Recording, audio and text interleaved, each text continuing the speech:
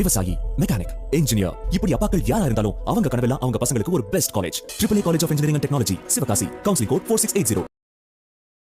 தொகுதிக்கு வந்ததிலிருந்து எங்களுடைய கூட்டணி கட்சியினர் பம்பரமாக பணியாற்றுறாங்க. நேரடியாக நாங்கள் மக்களை சந்திக்கிறோம். மக்களோட வெறும் ஜீப்பில் மட்டும் ஏறி கை காட்டிட்டு போகல, திண்ணை பிரச்சாரம் சொல்லி அவங்களோட உரையாடுறோம். தனிநபர் சந்திப்பெல்லாம் உரையாடுறோம். காலை நேரத்தில் நடைபயணத்தில் சந்தித்து அவங்களுடைய பிரச்சனைகளை கேட்குறோம். இப்போ அந்த 10 நாளில் இந்த மக்கள் என்னைய சிதம்பரத்துடைய செல்ல பிள்ளையா நினைக்க ஆரம்பிச்சிட்டாங்க. எங்களுடைய அரசியல் கொள்கைகள், எங்களுடைய ஜனநாயக தன்மைகள், செயல் திட்டங்கள், கடந்த கால சாதனைகள், இவற்றையெல்லாம் சொல்லி ஓட்டு கேட்குறோம். எங்களுடைய முதலமைச்சர் 5 ஆண்டு காலம் சிறப்பான ஒரு ஆட்சியை செஞ்சிருக்கிறார், அதை சொல்லி நாங்கள் ஓட்டு கேட்குறோம். மாண்புமிகு அமைச்சர் பல நல்ல திட்டங்களை அந்த தொகுதியை கொண்டு வந்து செயல்படுத்தி இருக்கிறார். இதையெல்லாம் ஜீரணிக்க முடியாதவங்க அவதூறுகளை சொல்றாங்க. விமர்சனங்களை சொல்லுங்க, அவதூறுகளை மக்கள் தான் முறியடிக்கிறாங்க. இப்போ ஒன்னு சொல்றேன், எங்கள் மீது அவதூறு சொல்லக்கூடியவர்களை பகிரங்க விவாதத்துக்கு கூப்பிடுறேன். அதே மாதிரியாக 13 வேட்பாளர்கள் களத்தில் நிற்கிறாங்க.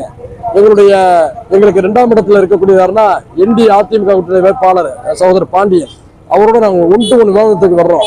நீங்களே புதிய தலைமுறையில் ஏற்பாடு செய்யுங்க. அந்த விவாதத்தை மக்கள் பார்க்கட்டும். அதன் பிறகு மக்கள் நல்ல ஒரு முடிவு எடுக்கட்டும். எங்கள்கிட்ட நேர்மை இருக்கு, கொள்கை இருக்கு, செயல் திட்டங்கள் இருக்கு. இன்னொன்று, நான் ஒரு தமிழ்நாடு தருவிய ஒரு கட்சியுடைய தலைவராக இருக்கிறேன். 234 தொகுதி என் தொகுதி தான். 234 தொகுதி நான் எங்க வேணாலும் போட்டிட்டு ஜெயிச்சு வர முடியும். ஏன்னா அந்த மக்கள்கிட்ட பரிச்சயம் ஆயிருக்கேன். மக்கள் வந்து என்னுடைய தொலைக்காட்சி பேட்டிகள், விவாதங்களை பார்த்து வரவேற்கிறாங்க. அதனால உள்ளூர் வெளியூருங்கிற விஷயம்லாம் அடிபட்டு போயிடுச்சு.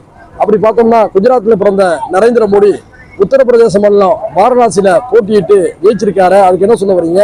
அது மட்டும் இல்லை, நான் இதே காவிரி டெல்டாவுடைய வடக்கு பகுதி, இது நான் 1.5 மணி நேரத்தில் தூரத்தில் இருக்கேன், அவ்வளவுதான். இதே அண்ணாமலை பல்கலைக்கழகத்தை தான் நான் வந்து கரசில் படிச்சிருக்கேன். எங்க கட்சியுடைய நிகழ்ச்சிகள்ல கடந்த 10 ஆண்டுகள் அதிகமாக நான் பங்கெடுத்திருக்கிறேன். தொடர்ந்து இந்த மக்களோட நான் இறங்கிட்டு தான் இருக்கேன். இப்போ வெற்றி வாய்ப்பு பிரகாசமான உடனே நேற்று இங்க சொந்தமா தங்கிறதுக்கு வீடு ஏற்பாடு பண்ணிட்டோம். இன்னும் 2 நாள்ல வீடு திறப்பில வச்சிருக்கோம். இதுக்கு மேல வேற என்ன செய்ய சொல்றீங்க சொல்லுங்க? அதையெல்லாம் தாண்டிங்க என்கிட்ட அறம் இருக்குங்க, இந்த மனசாட்சி இருக்குங்க, உண்மை இருக்குங்க. ஜாதிக்கு ஏற்ற மாதிரியே மதத்துக்கு ஏற்ற மாதிரியே வேஷம் போடுறவன் அந்த தமிழ் அன்சாரி இல்லை. உள்ளதை உள்ளபடி சொல்லுவேன். நான் கொள்கை அரசியலில் வந்தவன், போராட்ட அரசியலில் வந்தவன். மக்கள்கிட்ட வெளிப்படையாக நான் பேசுறேன். மக்கள் என்னை கொண்டாடுறாங்க, அன்பு காட்டுறாங்க. புரியுதா? எனக்கு வந்து இறை நம்பிக்கை இருக்கு. என் தலையில கடவுள் வந்து 2027 நீ தான் எம்எல்ஏன்னு வெளியே இருந்தாலும் யாராலையும் பறிக்க முடியாதுங்க. நாடெல்லாம் அது நடக்காதுங்க. ஆனா நான் உண்மையா உழைக்கிறேன். எங்க கூட்டணி கட்சியினர் 24 மணி நேரத்தை 20 மணி நேரம் உழைக்கிறாங்க. அறம் வெல்லுங்கிற நம்பிக்கை இருக்கு, அவ்வளவுதான்.